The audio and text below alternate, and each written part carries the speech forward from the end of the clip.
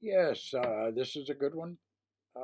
Report of investigation, page 1 of 15, Smuggling Task Force by Michael A. Cuniff, DEA Special Agent, Portland, Maine, CE85X005, GFCE 814022, file number CE85X002, identifier EG1M1, Frank Lepere et al., date prepared September 1985, preliminary debriefing of Tim Grigg, X001.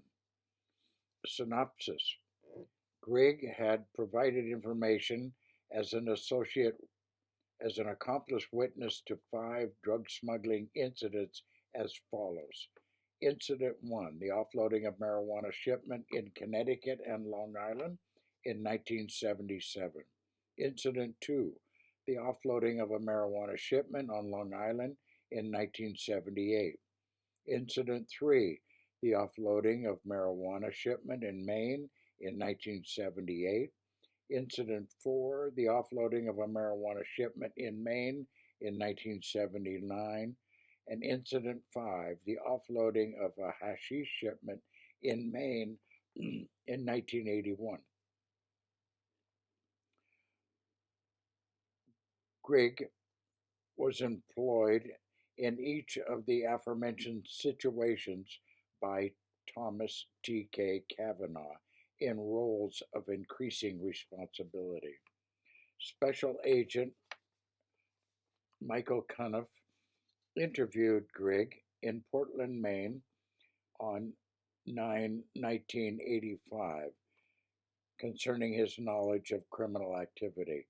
This report comprises Agent Cuniff's impressions of that interview, which the cooperating witness has not had an opportunity to review. Incident 5, Maine, Hashish, 1981. At some point, Kavanaugh told Grigg that he could have half ownership of the Marianne O, but Grigg declined. Kavanaugh agreed to pay Grigg for taking care of the boat and to pay for expenses. Workala, handling the caretaking of the boat for Grigg, generally keeping it at different boatyards in Massachusetts. At another point, Grigg heard that the boat crew in the foregoing marijuana incident was contemplating taking control of the Mariano because they had not been paid in full. Workala was particularly upset because Kavanaugh had not kept in touch with Caballero and nobody got paid the promised fee. Consequently, Grigg told Kavanaugh that he would assume ownership of the boat without paperwork to prevent a takeover, although Kavanaugh agreed to control the boat. 57. Sometime in or about the early spring of 1981, Kavanaugh met Grigg in Connecticut. Kavanaugh told Grigg that he knew someone who wanted to use the Mariano to import a drug shipment. Kavanaugh also said that his client needed a boat crew and an offload site. Grigg told Kavanaugh that he was a little gun shy because of his experience in the prior deal. Kavanaugh told Grigg that the smuggling group was well known among drug smugglers and that he trusted them. Kavanaugh told Grigg that Kavanaugh and his people would receive 10% of the gross in return for the use of the boat crew, and the offload site. 58. Grigg agreed to contact Workala and determine whether he would captain the boat and gather a crew for the project. Kavanaugh told Grigg that he wanted to ask Bob Kenny to provide the offload site. Grigg told Kavanaugh that he did not want to do so because of the experience in the prior deal. Grigg finally agreed to have Workala contact Kenny. 59. Kavanaugh told Grigg at some point that his client was John, who was also known as the Panther and was reportedly a hash specialist. Grigg met Panther in New York City at Grigg's house in Connecticut when Panther was with Kavanaugh on a trip to Maine so that Panther could meet Kenny, and after the offloading at a meeting between Kenny and Panther in Boston, wherein Kenny was to discuss being paid for his work. Kenny contacted Workala, who agreed to captain the boat, gather the crew, and contact Kenny. Grigg contacted Workala, who agreed to captain the boat and gather the crew and contact Kenny. 61.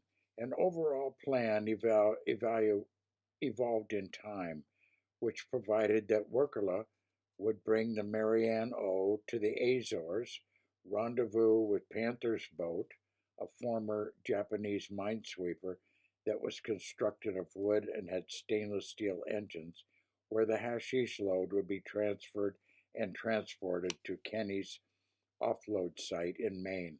Panther planned to provide his own trucks. 62. Kavanaugh introduces Grigg to Panther at the apartment of Kavanaugh's girlfriend in Manhattan. No significant business was discussed since it was get acquainted atmosphere. 63. At some point during this period, Panther introduced Grigg to Alabama John, aka Harold Holstein, possibly an alias, and Kenny, last name unknown, two of Panther's right-hand men. Alabama John owned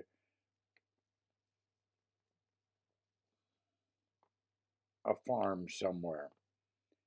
Kenny, last name unknown, was from California and drove a red Ferrari. Shortly thereafter, Panther and Grigg met at Panther's Manhattan apartment, where the general plan for the operation was discussed, including the fact that Panther would provide his own trucking for the hashish shipment. Panther asked Grigg to introduce him to Kenny so that Kenny could inspect the offload site. 65. Later, Grigg introduced Kavanaugh and Panther to Kenny, who showed them 3 or 4 loading sites outside the presence of Grigg. Kenny reportedly refused to tell Kavanaugh and Panther which site he planned to use until the night of the offloading. Kavanaugh and Panther agreed to that procedure. Panther traveled to the hashish source country after the meeting in Maine, at which time Alabama John and Kenny took over. 66. Kenny, last name unknown, gave some money for the boat fuel to Kavanaugh, who gave it to Grigg or Workala. Kenny, last name unknown, and Alabama John, a radio specialist, outfitted the Marianne with some radio equipment. Alabama John delivered the radio to Workala and to Grigg at the Marianne O in New London, Connecticut.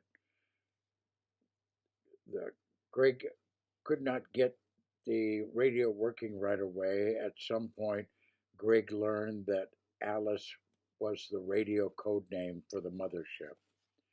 The boat was 67. The boat was provisioned. Alabama John gave navigational information for the rendezvous to Workla. The Marianne O, crewed by Workla, Russell O'Done, and Eddie, last name unknown, whose last name began with the letter W, departed for the rendezvous, which was about 2 to 4 weeks from Connecticut.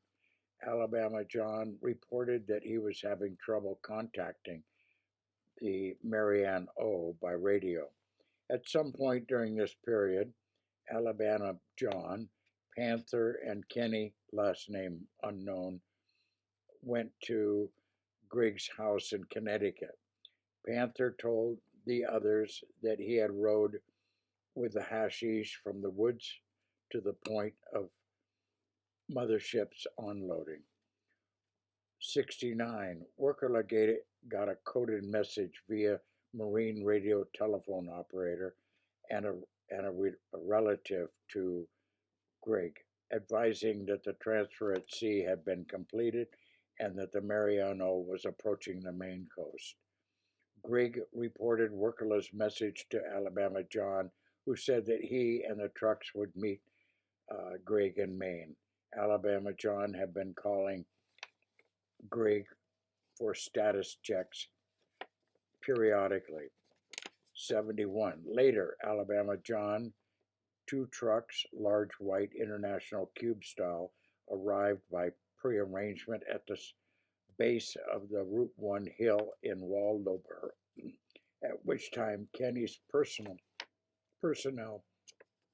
put them in a secure location. Grigg did not see Alabama John in Maine. After dark, Grigg, Kenny, last name unknown, and about 20 offloaders moved to the offload site, which was located near Waldoboro, Maine. Then they had to cross a field in order to get to the site.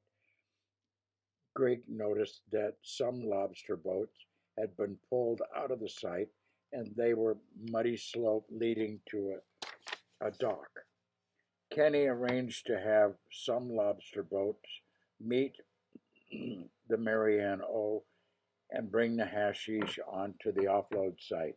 Kenny also had some small boats in the area. Grigg rowed on one of the lobster boats. The wind blew up hard, at which point the Marianne O moved closer to an island in an effort to get out of the wind. The shipment of hashish, packaged in tins, undetermined amount, was transferred from the Marianne O to the lobster boats. Grigg moved onto a smaller boat that stayed close to the Marianne O under power. The seas continued to get rougher, and it started raining during the offload procedure. Kenny had 74.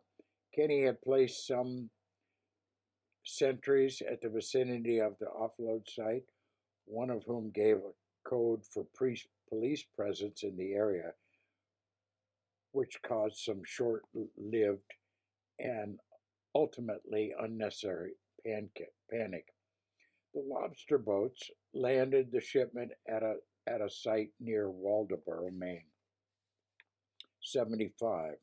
Grigg saw Kenny, last name unknown, who was wearing an expensive London fog type raincoat at the offloading site. Kenny, last name unknown, had brought the Grigg's truck to the site, which Grigg took and left. Grigg learned later that the offloading went smoothly, except that one of the trucks got stuck and had to be pulled out by a bulldozer and a dump truck. Kenny, last name unknown, apparently agreed to pay the bulldozer operator right away, but the money was not delivered. 2 or 3 weeks went by, during which Bob Kenny also demanded money for the offloading operation staff. 76. Grigg left messages for Panther regarding the money problem. Panther told Grigg that he was having financial troubles with the hashish distribution. Kavanaugh, Panther, and Grigg and Kenny discussed the fiscal problems at a meeting in Boston. Panther reportedly took Kenny somewhere after the meeting in order to get some money. 77. Grigg received some more money complaints from Kenny, later at which point Panther gave Kenny additional monies, but the payments only totaled a small percentage of what was owed. Eventually, Grigg got out of the money chain and Kavanaugh took over. Kavanaugh negotiated a deal at some point with Kenny and Workala that provided for hashish in lieu of money payment. Kavanaugh paid Grigg about 1 year later. The FY Marianne O was also sold to a friend of Kavanaugh. The proceeds of the sale were used to pay off debts. 79. Grigg learned at some point that Panther was arrested as a fugitive on Long Island, possibly while trying to register a car. Kavanaugh at that point started working with Alabama John and Kenny, last name unknown. Kavanaugh also coordinated with Kenny, Workala, and the others. Grigg advised that he never got involved in another drug deal.